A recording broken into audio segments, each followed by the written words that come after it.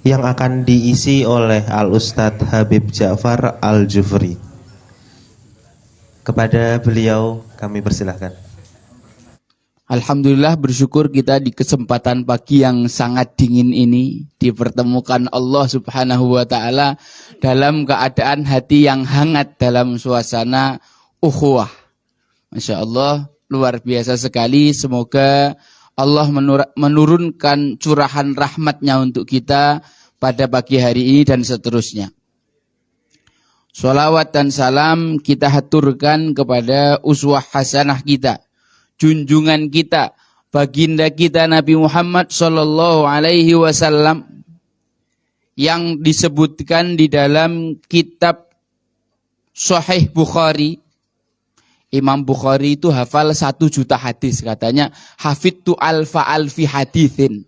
Dari semua hadis yang beliau hafal itu diringkas, diperas menjadi 7.000 hadis yang paling sahih, masuk di dalam kitabnya Sahih Bukhari.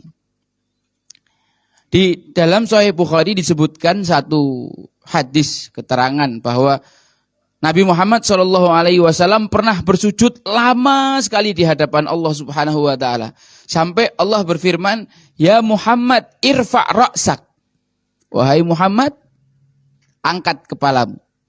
Qul tusma', katakanlah maka akan didengar perkataanmu. Wasal tu'ta, mintalah maka permintaanmu akan diberi. Washfa' tusyaffa', mintakan syafaat maka orang yang kau mintakan syafaat akan diberi syafaat. Maka Rasulullah SAW mengatakan, ummati, ummati, ummati, ummati. Ya Allah, aku tidak akan ridho kecuali semua umatku masuk surga. Maka Allah berfirman, wala saufa yu'tika rabbuka fatardha, dan Tuhan akan betul-betul memberikan kau apa yang kau minta supaya kau ridho. Setiap umatnya Rasulullah di dalam hatinya ada sebutir biji sawi keimanan, wajib baginya syafaat Rasulullah SAW. Bahkan dalam satu riwayat, seumur hidupnya pernah mengucapkan la ilaha illallah, wajib baginya syafaat Nabi Muhammad SAW. Semoga kita termasuk orang-orang yang dimudahkan Allah untuk mengucapkan la ilaha illallah dalam kehidupan kita, dalam keseharian kita, di akhir hayat kita, kita mengakhirinya dengan kalimat la ilaha illallah, sehingga kita dimudahkan terus di dunia, di alam barzakh sampai bertemu dengan Allah Subhanahu wa taala. Belum materi, tadi saya disuruh perkenalan dulu, nggih. Tak kenal maka kenalan toh ya Pak ya. Tak kenal maka tak sayang. Nama saya Ja'far bin Muhammad bin Umar Al-Jufri. Saya asli Semarang, masuk Jogja 2020. Belum lah, masih baru Pak, belum kenal banyak ini, makanya kemarin pernah ngisi di sini sekali, diundang Pak Syakir acara apa? AMM ya. Ah, ini ngisi yang kedua kali. Alhamdulillah kita dipertemukan dalam majelis yang mubarakah ini. Apalagi ya, saya alumni Ma'had An-Nur Solo, kemudian saat ini tinggal ada di Jambusari, Candi Gebang, dekat Stadion Maguwo. Ya, apalagi Pak, status status sudah menikah setahun yang lalu, tapi belum punya anak. Mohon doanya semoga Allah Subhanahu wa taala memberikan kepada kita penerus perjuangan dakwah. Ala kulli hal, sekian saja. Bapak Ibu sekalian yang dirahmati Allah Subhanahu wa taala, saya diminta membahas tentang tadabbur kisah Al-Qur'an. Kisah ayah di dalam Al-Qur'an. Saya kemarin bikin podcast 7 episode tentang ayah-ayah di dalam Al-Qur'an, lalu ditulis jadi buku. Nah, kemudian ini saya ingin sharing sedikit tentang gambaran apa yang kita bahas dalam podcast tersebut. Semoga bisa bermanfaat buat saya dan juga buat Bapak Ibu yang mendengarkan. Kenapa Ustadz materinya kisah Quran? 2016 saya bertemu dengan salah seorang guru mulia, Ustadz Budi Ashari. Beliau yang dulu ngisi di Khazanah itu Pak ya. Beliau ahli sirah luar biasa. Saya ketemu sama beliau diskusi dari ba'da subuh sampai jam 10-an kurang lebih. Salah satu poin yang paling menarik yang saya highlight dari diskusi saya dengan beliau adalah sahabat adalah orang yang manijtama'a bin Nabi, berkumpul bersama Nabi, man laqiyan Nabi, pernah ketemu Nabi. Ada dalam satu definisi man ra'an Nabi, ada yang pernah melihat Nabi walaupun sesaat. Walaupun kan ada sahabat yang buta. Nah, jadi disebut aja definisinya man laqiyan Nabi, yang bertemu dengan Nabi. Wa amana bihi, lalu beriman dengan Nabi. Karena Abu Jahal, Abu Lahab ini bertemu Nabi tapi tidak beriman, jadi tidak disebut sahabat mereka kan. Wa amana bihi summa mata alal iman, kemudian mati di atas keimanan. Karena ada model seperti Rajal bin Unfuwah yang akhirnya murtad, ada Ubaidillah bin Jahsy yang sahabat Rasulullah tapi kemudian murtad, maka ini tidak termasuk kategori sahabat. Jadi para sahabat itu adalah yang bertemu Nabi, masuk Islam dan meninggal dalam keadaan muslim. Tabi'in adalah orang yang bertemu dengan sahabat, masuk Islam dan meninggal dalam keadaan muslim. Bisa jadi tabi'in itu hidupnya semasa dengan Nabi tapi belum pernah ketemu. Seperti Uwais Al-Qarni itu kan pernah mau ketemu Rasulullah cuma tidak ketemu. Dia tidak bisa dikatakan sebagai sahabat, tapi tabi'in. Atau disebut juga dengan Al-Khadram atau Al-Mukhadram. Orang-orang tengah-tengah antara sahabat dengan tabi'in. Sahabat Abdullah bin Jundab ini ditanya sama seorang tabi'in.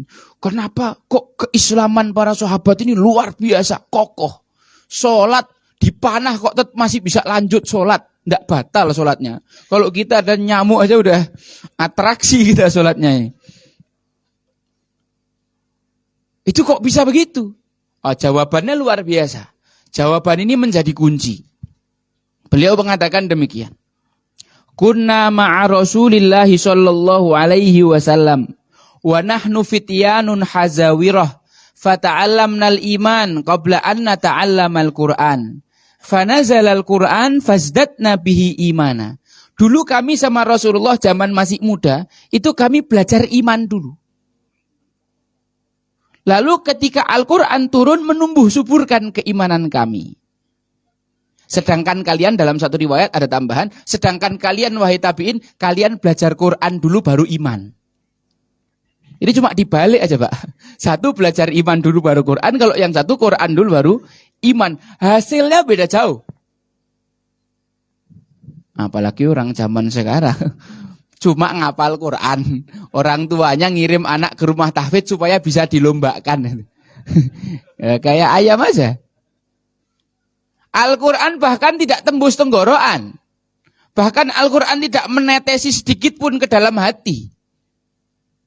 Nah ini para sahabat radhiyallahu anhum itu belajarnya sama Rasulullah pertama adalah iman. Saya waktu itu nanya sama beliau, Ustaz, bagaimana cara Rasulullah mengajarkan iman kepada para sahabat? Beliau mengatakan Rasulullah selalu punya waktu untuk berkisah dengan para sahabat radhiyallahu anhum. Selalu punya waktu untuk berkisah. Karena kisah ini sangat luar biasa pengaruhnya dalam pembentukan karakter. Kita sejak kecil sering dengar kisah kancil nyolong timun. Kancil menipu buaya. Sampai gede masih suka nyolong. Aspal tapi bukan timun. Aspal macam-macam lah ya Pak ya. Nah, itu. Kenapa sepertiga Quran itu kisah? Karena Allah ingin membentuk pribadi dan karakter kita dengan kisah terbaik yang terjadi di dalam sepanjang sejarah manusia. Setiap manusia punya ratusan bahkan ribuan kisah. Dari ribuan kisah, dari jutaan kisah, dari miliaran kisah yang ada di atas muka bumi ini, Allah abadikan kisah-kisah terbaiknya ada di dalam Al-Quran. Sampai sepertiga Quran itu kisah. Tentunya Allah Subhanahu wa taala berfirman di dalam surat Yusuf itu, laqad kana fi qasasihim ibratun liulil albab. Sesungguhnya di dalam kisah para nabi dan rasul, sesungguhnya di dalam kisah-kisah yang diceritakan dalam Al-Qur'an ada ibroh, pelajaran yang bukan cuma sekedar bisa diambil tapi bisa direkonstruksi di dalam diri bagi siapa? Liulil albab, orang-orang yang menggunakan akal hatinya. Ya dalam bahasa Arab, hati itu banyak Pak maknanya. Ada sodrun, itu juga bisa bermakna hati. Tapi sodrun itu lebih ke tempatnya hati, dada. Kemudian di dalam sodrun itu ada kolbun, hati besar. Yang diambil dari kata qallaba yuqallibu, artinya apa? Berbolak-balik. Makanya kita doa ya muqallibal qulub, tsabbit qulubana ala dinik. Kolbun itu adalah hati yang berbolak-balik. Sekarang pingin soto, sampai depan warung soto pinginnya bakso. Nah, ini biasanya bapak-bapak yang begini nih. Kemudian di dalam hati yang besar itu ada jazakumullah khair. Barakallahu fiik. Dua. Oh, ini kopi. Sekron ya. Di dalamnya lagi ada fuadun, hati kecil yang bertanggung jawab atas setiap yang kita ucapkan dan yang kita lakukan. Inna sam'a wal basara wal fuada kullu ulaika kana anhu mas'ula. Di dalamnya lagi ada intinya hati, akalnya hati. Bahasa Arabnya lub. Jamaknya albab. Laqad kana fi qasasihim ibratun liulil albab, bagi mereka yang bisa menggunakan akal hatinya. Jadi berpikir di dalam Islam itu bukan cuma dengan zihin, tapi juga dengan lub. Maka siapa yang bisa mengambil pelajaran yang banyak dari kisah Al-Quran? Mereka yang bisa menggunakan akal hatinya, lubnya. Maka haditsan yuftaro. Kisah Quran ini bukan dongeng yang dibuat-buat. Walakin tasdiqal ladzi baina yadayhi, akan tetapi mengkonfirmasi kebenaran kitab terdahulu, wa tafsilan likulli syai'. Bahasa gaulnya explain everything detailly. Apa kuwi? Menjelaskan segala sesuatu dengan detail. Wa tafsilan likulli syai'. Wahudan, dan juga petunjuk, wa rahmatun liqaumi yu'minun. Petunjuk dan juga rahmat Allah bagi orang-orang yang beriman. Itulah fungsi kisah Quran. Kok ada orang baca kisah Quran tidak mendapatkan petunjuk? Oh, ini berarti yang salah bukan kisahnya. Mohon maaf Bapak Ibu, mohon maaf.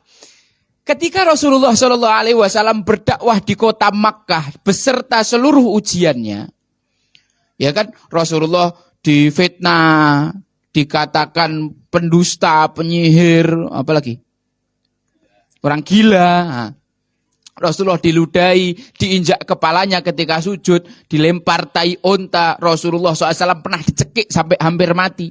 Rasulullah dihesor, diembargo, di lockdown 3 tahun, di Syi'ib Bani Hashim. Ini kan beratnya luar biasa.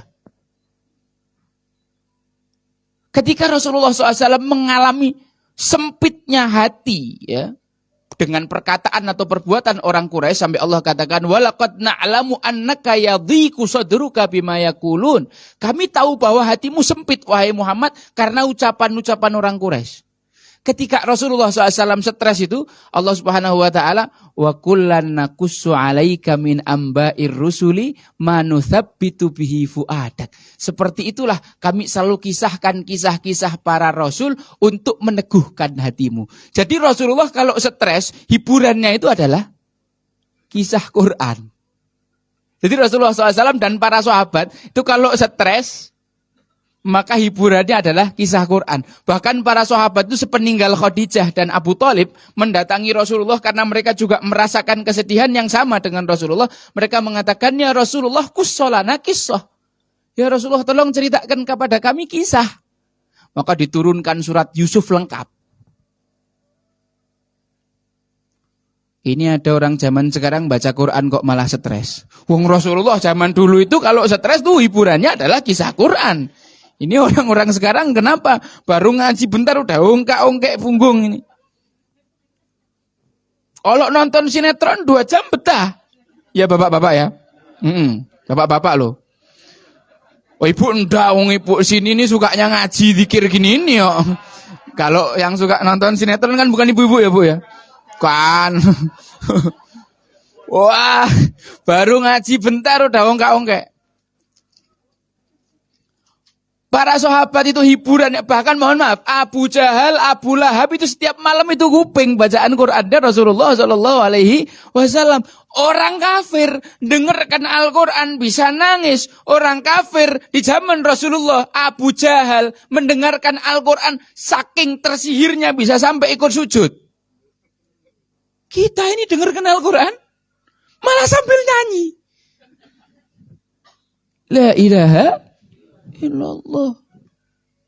Ah, itulah Bapak Ibu sekalian dirahmati Allah, fungsi daripada kisah Al-Quran salah satunya di dalam Al-Quran disebutkan untuk linuthabbitu bihi fuadaka, untuk meneguhkan hati Nabi Muhammad sallallahu alaihi wasallam. Nah, pada kesempatan kali ini paling tidak setengah jam ke depan saya akan sedikit menceritakan tentang kisah dakwah dari Nabiullah Nuh alaihi salam. Di dalam Al-Quran Allah ceritakan banyak sekali. Di dalam banyak ayat disebutkan bukan cuma nama Nabi Nuh, kisah-kisahnya juga. Cuma dari surat Al-Baqarah sampai surat Nuh. Nah, di surat Nuh inilah terakhir kali Allah menceritakan dan menyebutkan nama Nabi Nuh. Setelah itu sudah tidak ada lagi. Diceritakan di dalam Al-Quran bahwa Nabi Nuh itu dakwahnya berapa tahun Bapak Ibu? Walabithu fihim alfasanatin illa khamsina ama. Berdakwah 1000 tahun dikurang 50. Berapa itu? 950 tahun. Muhammadiyah sudah berapa tahun? 100 berapa? Masih jauh ya, Pak ya. Belum seimbang ya. Masih jauh. Nabi Nuh alaihissalam dakwahnya selama itu. Dan selama itu juga disebutkan inna arsalna nuhan ila qaumihi an anzir qaumaka bin qabli ayyatiyahum adzabun alim. Allah Subhanahu wa taala mengirim Nabiullah Nuh kepada kaumnya. Karena para nabi terdahulu diutus khusus untuk kaum mereka. Kecuali Rasulullah diutus untuk seluruh makhluk. Dan ini pelajaran bahwa memang dakwah itu dimulainya dari orang terdekat. Untuk Rasulullah Allah berfirman, wa angzir ashiratakal aqrabin. Untuk kita Allah berfirman, ku anfusakum wa ahlikum naro. Dan selama waktu itu juga Nabiullah Nuh mendakwahi anak dan istrinya. Selain beliau berdakwah keluar, beliau juga mendakwahi anak dan istrinya. Kira-kira apa konten dakwah yang disampaikan Nabi Nuh selama 950 tahun itu? Ya penting kita kaji kan? Apa sih kontennya nih? Menyampaikan tentang liberalisme, feminisme, apa? Qala ya qaumi inni lakum nadhirum mubin. Dia menjelaskan dulu kepada kaumnya, saya ini adalah seorang pemberi peringatan yang nyata. Isi peringatannya ani'budullaha wattaquhu wa ati'un. 3 kontennya. Konten dakwahnya Nabi Nuh sepanjang 950 tahun dakwah itu 3. 1 ani'budullah, menyembah Allah. Wa ma khalaqtul jinna wal insa illa liya'budun. Orang banyak salah paham, disangka ibadah itu hanya yang mahdoh saja. Sedangkan orang yang bekerja di luar sana, niatnya supaya anak istrinya tercukupi, memberikan nafkah, supaya mereka tidak minta-minta, supaya mereka bisa belajar, supaya jadi orang alim dan soleh, disangkanya bukan ibadah. Makan banyak supaya kuat qiyamul lail, disangkanya bukan ibadah. Padahal ibadah itu definisinya menurut para ulama, ismun jami'un likulli ma yuhibbuhullah wa yardah min qaulin au fi'lin zahiratan au batinah. Segala sesuatu yang diniatkan untuk ridho dan cinta Allah atau mendapatkan ridho dan cinta Allah, baik itu perkataan atau perbuatan yang tampak ataupun yang tidak tampak. Ani'budullaha wattaquhu. Konten yang kedua adalah tentang takwa. Takwa itu apa Bapak? Al-khosyah, al-khauf. Takwa itu takut. Ada orang kalau di supermarket tak berani maling karena ada CCTV. Tapi berani maksiat di rumahnya, di kamarnya, padahal CCTV Allah jauh lebih hebat. Bertakwa itu melaksanakan perintah, menjauhi larangannya. Pondasinya ilmu. Kalau tidak punya pondasi ilmu, bagaimana mungkin tahu ini diperintahkan atau dilarang? Bagaimana mungkin bisa mengerjakan kalau tidak tahu yang mana yang diperintah, yang mana yang dilarang? Ada orang yang karena jarang belajar, dikira betul, dikira baik, ternyata keliru, dikira keliru, ternyata baik. Ini saking semangatnya tuh sholat subuh 17 rakaat. Ben marem Ustaz. Wah ya ini apa ini terusan? Ini niatnya mau bertakwa, tapi kan kalau tidak punya basis ilmu ya tidak bisa. Harus dibangun atas dasar al-ikhlas wa tiba'is sunnah. Ikhlas dan ittiba'us sunnah. Kalau ikhlas tok ndak ittiba ndak diterima, kalau ittiba ndak ikhlas juga ndak terima. Anibudullah wa taquhu wa ati'un, dan taatilah aku. Setiap nabi pasti mengajak umatnya untuk mentaati nabi tersebut. Allah Subhanahu wa taala berfirman, "Qul in kuntum tuhibbunallaha fattabi'uni yuhibbukumullah wa yaghfir lakum dzunubakum." Katakanlah, kalau kau tuhibbunallah, mencintai Allah, fattabi'uni, maka ikutilah aku Nabi Muhammad sallallahu alaihi wasallam, yuhibbukumullah, Allah akan membalas cinta kalian plus bonus wa yaghfir lakum dzunubakum. Tapi kita ini tidak bisa mentaati Rasulullah kalau kita tidak cinta dulu sama Rasulullah. Tidak kenal dulu sama Rasulullah. Kalau kita cinta sama istri kita, jangankan sampai dia minta, belum minta aja langsung kita kasih. Ojo ngaku ngono toh Pak ya Allah. Kan kalau ada istrinya kan denger kan ya. Oh ada, siap. Semoga saya istiqomah mencintai istri saya.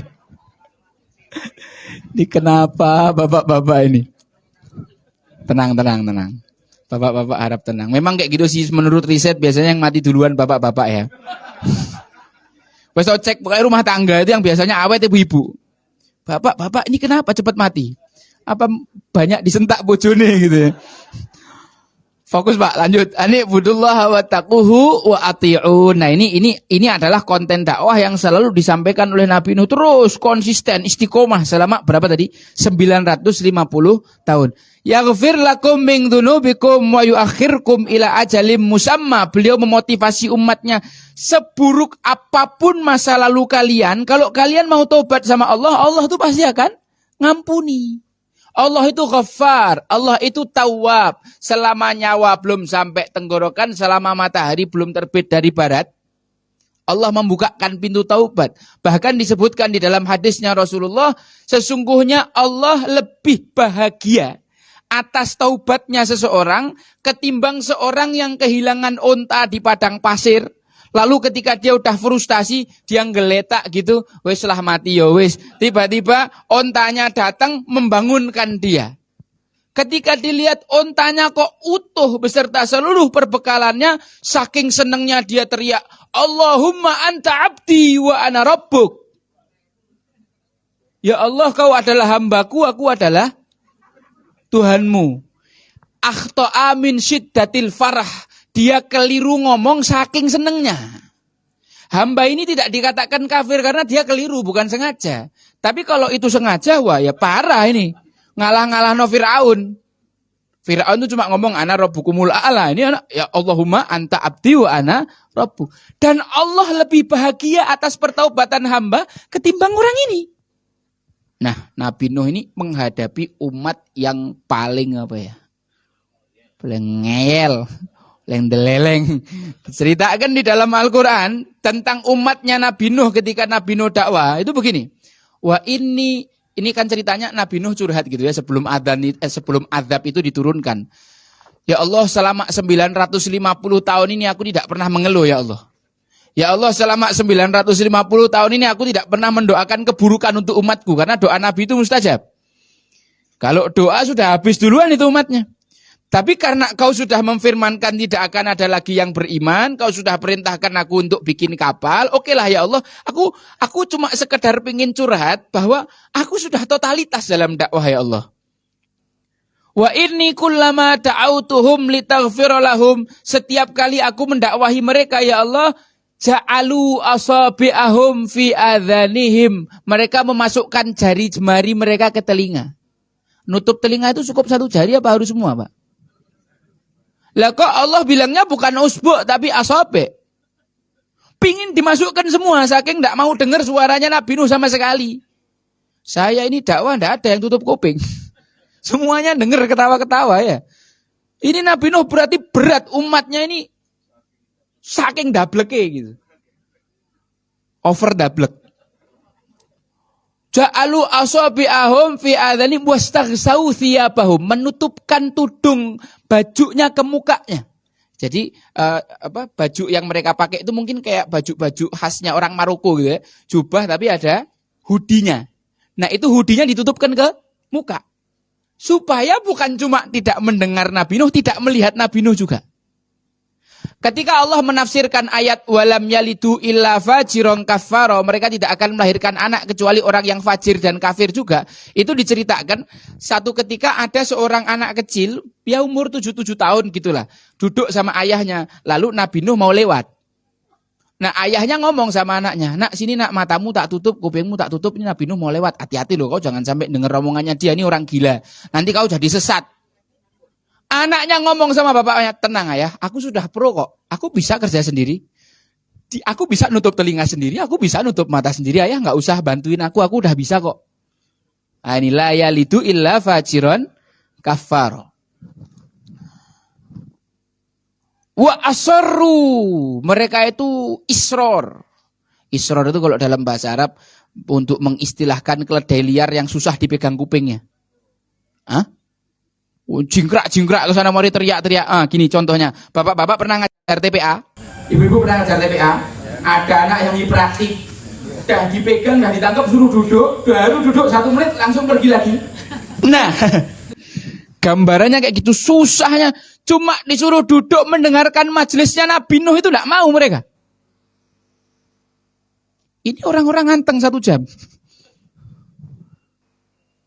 Umatnya Nabi Nuh suruh duduk 1 menit aja loh, cuma dengarkan apa yang disampaikan Nabi Nuh, ani'budullah wattaquhu wa ati'un, enggak mau mereka. Wastakbaru istikbaro, mereka sombongnya luar biasa. Kan setidak-tidaknya walaupun kau tidak percaya bahwa Nabi Nuh itu seorang nabi, setidaknya hormatilah dia sebagai orang tua kan. Umur 950 tahun sudah kayak apa terusan? Saya diajari kalau ketemu sama orang tua itu ya harus hormat. Harus hormat. Karena mereka ini pahalanya lebih banyak, amalnya lebih banyak daripada kita orang. Apakah sampai situ dakwahnya Nabi Nuh? Belum. Summa inni da'autuhum jihara, katanya, ya Allah, setiap kali ada event besar, ada acara besar, ada hari raya mereka, saya curi-curi panggung untuk menyampaikan dakwahku pada mereka, ya Allah. Summa inni a'lantu lahum, kemudian saya iklankan. Setiap kali ada pertemuan RT, pertemuan RW, kopi ngaji. Saya curi-curi panggung untuk menyampaikan dakwah. Dan ketika ada satu orang yang mulai tertarik akan tetapi takut dibilang gila karena ngikut saya, wa asrartu lahum israra, saya katakan sama dia, aku tahu kau sudah tertarik dengan dakwah saya, aku tahu, tapi kalau kau kan malu kalau misalkan ketahuan jadi pengikut saya. Wis, kau tenang. Nanti malam jam 11 saya datang ke rumahmu, saya jinjit, saya pakai hoodie, saya yakin tidak ada yang tahu saya, tidak ada yang kenal saya akan ajarkan Islam di dalam rumahmu supaya kau tenang dalam mengikutiku, tidak perlu takut dibilang gila sama orang lain. Wa asrartu lahum israra. Sampai kayak gitu dakwahnya Nabiullah Nuh alaihi salam. Kalau kita ngajinya berapa tahun sekali, Pak? Sebulan sekali? Seminggu sekali? Nabi Nuh curhat sama Allah. Rabbi inni da'autu qaumi lailan wa nahara. Ya Allah, aku mendakwahi kaumku itu malam dan siang. Karena biasanya dai dakwahnya siang, kalau malam istirahat. Tapi Nabi Nuh mengatakan lailan, ya Allah, malamnya aku dakwah, wa nahara, siang pun aku juga dakwah. Malam dan siang aku berdakwah. Ini kira-kira dakwahnya kita sama Nabi Nuh sudah sebanding belum? Waktunya, usahanya belum sebanding. Dan pengikutnya Nabi Nuh, kata para ulama tafsir, ada yang menyebutkan hanya 4. Ada yang menyebutkan itu 8 karena sepasang gitu ya, 4 laki 4 perempuan. Ada yang bilang 20. Ada yang bilang 40, paling banter yang bilang ulama tafsir 80 orang pengikutnya. Itu 80 laki-laki, 80 perempuan. Sisanya hewan-hewan sepasang-sepasang yang naik kapal dan selamat. Saya mau nanya, kira-kira Nabi Nuh dakwah semacam itu keluarganya diperhatikan apa enggak? Diperhatikan, didakwahi setiap hari. Beliau mengamalkan konsep wa angdir asyiratakal akrobin itu diamalkan. Akan tetapi jamaah yang dirahmati Allah, walaupun dakwahnya Nabi Nuh setotal itu, istrinya adalah orang kafir dan pengkhianat dakwah. Allah cerita akan ada di dalam surat At-Tahrim, Dharaballahu mathalan lilladzina kafarum ra'ata Nuhin wa imra'ata Lut. Allah membuat permisalan tentang kekafiran, janjane banyak laki-laki yang lebih kafir, misalkan Fir'aun gitu. Tapi Allah membuat contoh permisalan kekafiran itu perempuan. Imra'ata Nuhin, istrinya Nuh, wa imra'ata Lut, istrinya Nabi Lut. Karena tahta abdaini min ibadina sholihain, mereka berada di bawah pengasuhan 2 hamba kami yang soleh. Fakhanatahuma, tapi mereka berkhianat. Bukan pengkhianatan ranjang, pengkhianatan dakwah. Nama istrinya Nabi Nuh Walihah atau Wali'ah. Dia adalah orang yang pertama kali ngumumkan ke masyarakat kalau suaminya gila. Jadi ketika disebutkan dalam Al-Quran Majnunun wasdujir, ini orang gila, usir. Ini asal muasal orang bilang Nabi Nuh gila itu dari istrinya sendiri. Repot kan kalau dakwah di luar kuat-kuat, ternyata yang nusuk ada di dalam rumah sendiri. Di luar stres, masuk rumah tambah stres ini kalau punya istri begini. Kalau saya udah tak jual ke sapi nih yang begini-begini.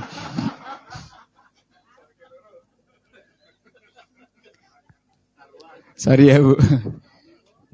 Fakhanatahuma falam yughniya anhuma minallahi syai'an wa qila dukhulan nar ma'at dakhilin. Tidak berguna kenabian suaminya, tidak berguna kesolehan suaminya, masuklah ke neraka bersama yang masuk lainnya. Jadi ibu-ibu jangan ada yang merasa pede gitu ya kalau suaminya pengurus Muhammadiyah gitu. Wong Nabi aja nggak jaminan. Karena kesolehan itu kembali kepada masing-masing personal. Alangkah indahnya sebuah pernikahan ketika satu visi, suaminya faham bahwa tujuannya adalah dakwah, istrinya menjadi support proses dakwah suaminya, yang membackup dan menutup setiap kekurangan-kekurangan yang ada pada suaminya. Repot jomblo-jomblo yang salah pilih istri. Oh dulu zaman jomblo di AMM semangat, begitu nikah los hilang, los dol dah tidak kelihatan lagi hidungnya di peredaran dakwah ini sudah tidak kelihatan lagi. Ini apa? Salah milih istri. Salah milih istri. Tidak memilih istri yang sevisi. Tidak memilih istri yang mendukung perjuangan dakwah suami. Na'udzubillah summa. Na'udzubillah. Bukan cuma istrinya yang tidak beriman kepada Nabi Nuh. Siapa lagi? Anaknya.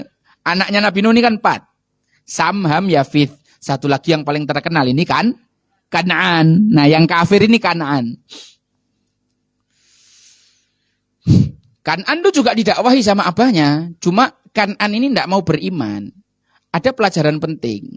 Banyak ustadz-ustadz yang besar bahkan menasional, tapi anaknya fajir, ahli maksiat, suka minum, suka korupsi, suka main perempuan.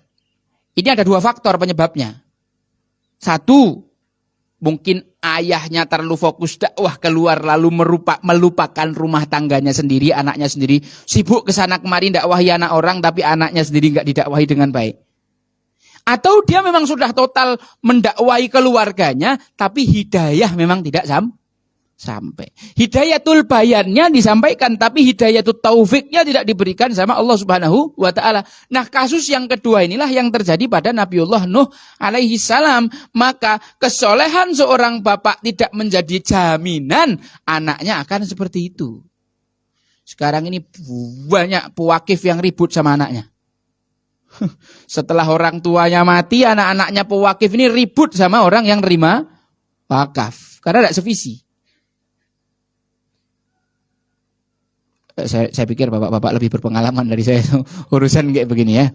Jamaah yang dirahmati Allah Subhanahu wa taala, ketika datang azab, Nabi Nuh itu sudah baik ngomong sama anaknya, "Ya bunayyar kam ma'ana wa la takum ma'al kafirin." Wahai anakku, ayo naiklah kapal bareng-bareng sama kami, kau jangan jadi orang yang kafir. Nabi Nuh memanggilnya bukan ya baniya, tapi memanggilnya ya bunayya.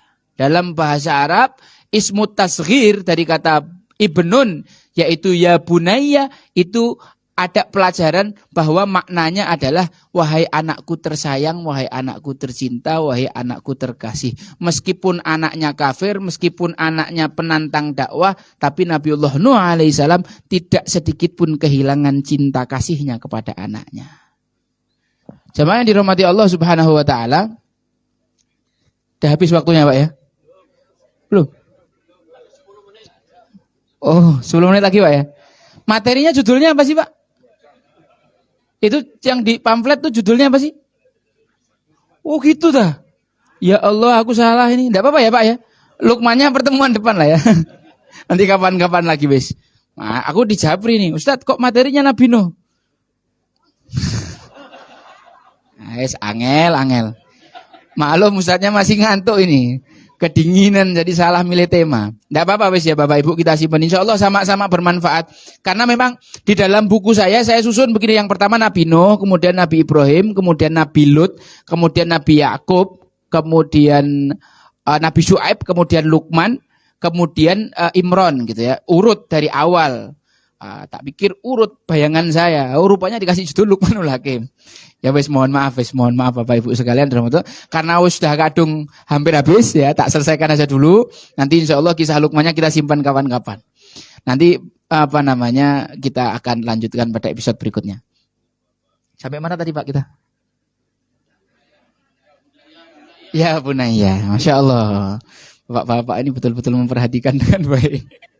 Ya bunayya, wahai anakku tercinta, wahai anakku tersayang. Irkam ma'ana, ayo naik kapal bareng kami. Irkab ma'ana, cuman bacanya jadi irkam ma'ana. Nah, namanya bacaan ismam. Nanti bapak-bapak akan mendapati di teksnya itu irkab ma'ana. Tapi orang Arab tidak bisa ngomong irkab ma'ana, susah bagi mereka. Maka dipermudah ya, ada istilahnya dalam ilmu tajwid namanya ismam, itu membacanya jadi irkam ma'ana wala takum ma'al kafirin. Isi Kan'an jawab, sa'awi ila jabalin ya'simuni minal ma'. Ayah, aku akan naik gunung. Supaya aku selamat dari banjir, karena belum ada sejarah banjir sampai menenggelamkan gunung. Tapi ini banjirnya lain. Allah ceritakan dalam Al-Quran, وَهِيَ تَجْرِي بِهِمْ فِي مَوْجٍ كَالْجِبَالِ. Kapalnya Nabi Nuh itu terombang-ambing di atas ombak yang setinggi gunung. Kalau dipikir logis-logisan, Kan'an ini lebih logis daripada Nabi Nuh gitu ya. Ya iya, memang kan tidak ada air bah kok menenggelamkan gunung, logis. Tapi Islam ini bukan tentang logika semata. Ya memang kita diperintahkan untuk ikra, menggunakan logika kita. Akan tetapi yang paling dominan adalah akal hati kita tadi itu. Untuk beriman dan meyakini apa yang dijanjikan Allah. Bahwa apa yang dijanjikan Allah itu hak. Disitulah iman. Saya pernah naik kapal nyebrang dari Lombok ke Sumbawa.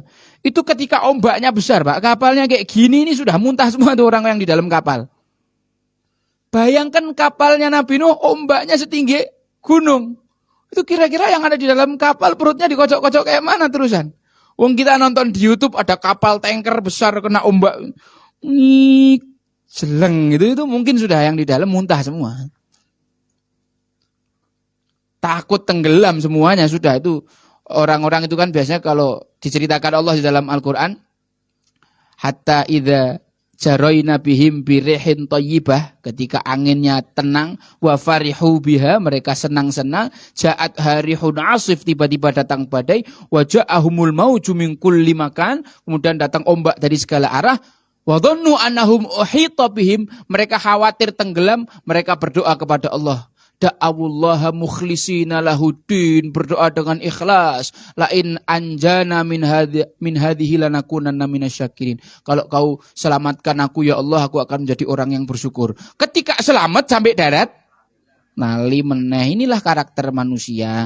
Kalau lagi banyak ombak masalah, doanya sama Allah sampai nangis-nangis minta solusi. Begitu lewat, lali maneng, ya kan, lupa lagi. Sampai mana tadi bapak-bapak? Nabi Nuh menawari anaknya untuk ikut, tapi Kan'an menolak. Walhasil Kan'an tenggelam bersama orang-orang kafir lainnya. Musnah peradaban manusia waktu itu. Kemudian Nabi Nuh berdoa kepada Allah. Ya Rabbi inna bani min ahli. Wa inna wa'dakal haq. Antahkamul hakimin. Ya Allah, anakku ini termasuk keluargaku. Bukankah janjimu itu hak? Aku meminta pertolongan dan keselamatan untuk anakku ya Allah. Oh iya benar juga ya pertanyaan ini. Saya baru kepikiran Pak. Oh iya ya, kok Nabi Nuh tidak pernah minta keselamatan buat istrinya ya? Tak cari nanti jawabannya. Menarik. Memang kadang-kadang gini wong istri yang tidak kafir aja jenengan gemes kok. Apalagi kafir terus pengkhianat dakwah gitu. Wis kau mati lebih baik gitu mungkin ya. Wallahu alam bisawab. Nanti Pak saya coba tanyakan sama ustaz saya. Kenapa Nabi Nuh tidak pernah mendoakan istrinya? Tapi yang didoakan anaknya ya. Inna bani min ahli wa inna wa'dakal haq. Itulah kasih sayang ayah kepada anak tidak terbatas dengan akidah. Dan seharusnya seperti juga kasih sayang seorang anak kepada ayah. Nanti kapan-kapan kita ceritakan tentang Nabi Ibrahim. Padahal ayahnya itu adalah seorang idol manufacturing, ya? Produsen berhala, produsen Tuhan, penjual Tuhan, pembikin Tuhan, penjual Tuhan. Nabi Ibrahim itu menyayangi ayahnya, mengatakan ya abati lima ta'budu ma la yasma' wa la yubsir. Begitu seharusnya. Sesungguhnya pandangan mata seorang muslim kepada manusia adalah an-nadhrah bi'ainir rahimah. Melihat dengan pandangan kasih sayang. Tidak pantas kita merasa yang paling baik sendiri, kita ini calon penduduk surga karena kita merasa sudah yang paling benar Islamnya, yang lain itu keliru. Wah, ini repot kalau sudah begini nih. Mengajak orang itu dengan pandangan bughd, bi'ainil bughd, bi'ainis sukhut. Dengan mata benci. Wih, kau jangan maksiat, masuk neraka jahanam nanti kau. Kau ini kafir, kamu bid'ah, kamu musyrik. Hati-hati begini. Seakan-akan yang ditunjuknya itu bakal masuk neraka, seakan-akan yang nunjuk masuk surga. Ada kisah Pak, ini penutup ya Pak ya. Kisah penutup. Syekh Abdul Qadir Al-Jailani suatu hari jalan sama muridnya, ketemu sama seorang pemabuk sedang bawa apa? Botol, bukan gelas Bu. Saya minum, bismillahirrahmanirrahim.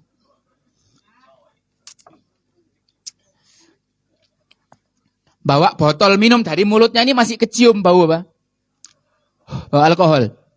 Kemudian orang mabuk ini bilang, ya Abdul Qadir, hal huwa qadir? Dijawab, na'am, huwa qadir. Ekspresinya datar. Ditanya lagi pertanyaan yang kedua, ya Abdul Qadir, hal huwa qadir? Dijawab, na'am, huwa qadir, sambil senyum. Ditanya lagi sama orang, ya Abdul Qadir, hal huwa qadir? Dijawab, na'am huwa qadir, sambil nangis. Maka muridnya ini heran, pertanyaannya sama, jawabannya sama, tapi kok ekspresinya beda-beda. Itu maksudnya apa Imam? Beliau bilang, pertanyaan pertama artinya begini, wahai Syekh Abdul Qadir, apakah Allah itu mampu menjadikan orang sejahat saya ini untuk taubat? Na'am, Allah mampu. Senyum, biasa, ekspresinya biasa. Pertanyaan yang kedua artinya begini, wahai Syekh Abdul Qadir, apakah Allah mampu menjadikan orang yang sejahat saya ini menjadi sebaik kamu? Mampu, sambil senyum. Apakah Allah mampu menjadikan kau yang sesoleh itu menjadi sebejat saya? Kalau pertanyaan yang ketiga artinya. Mampu, tapi sambil nangis Pak jawabnya. Yang megang mic ini tidak jaminan husnul khotimah. Yang duduk di depan jamaah ini tidak mesti su'ul khotimah, kita tidak akan pernah ngerti. Maka orang yang merasa alim dan merasa soleh lalu sombong akan berakhir seperti iblis. Dia kan ibadah 180.000 tahun. Kita kan tidak ada 50 tahun. Tidak ada 100 tahun. Maka jangan sampai sombong, jangan sampai merasa bahwa kita ini lebih baik daripada orang lain. Mampu bagi Allah orang yang sepanjang hidupnya maksiat matinya husnul khatimah.